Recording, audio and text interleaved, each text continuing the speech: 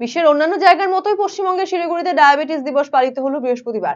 North Bengal diabetes awareness সোসাইটির পক্ষ থেকে এক মিছিলের আয়োজন করে। শিলিগুড়ির হাসমি চক থেকে মানুষকে ডায়াবেটিস সম্পর্কে সচেতন করতে এই মিছিলে পা মেলায় ডাক্তার, নার্স সহ শিলিগুড়ির বিভিন্ন কলেজ স্কুলের ছাত্র ও ছাত্রীরা। মিছিলটি শিলিগুড়ির বিভিন্ন পথ পরিক্রমা করে এয়ারভিউ মোড়ে এসে শেষ হয়।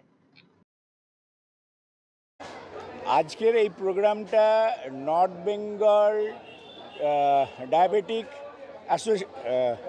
অ্যাওয়ারনেস সোসাইটির পক্ষ থেকে আমরা একটা ওয়াকাথন করেছিলাম। এটাতে আজকের দিনটা 14ই নভেম্বর, ওয়ার্ল্ড ডায়াবেটিস ডে।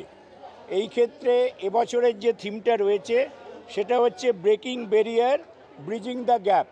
সমস্ত জনগণ যারা ডায়াবেটিসে রোগী তাদের কাছে তাদের ট্রিটমেন্ট, তাদের ডায়াগনোসিস এবং তাদের ভালো থাকা এই সম্বন্ধে যাতে সর্বস্তরের লোক, গরিব থেকে ধনী সবাই যেন এই সুযোগটা পায়।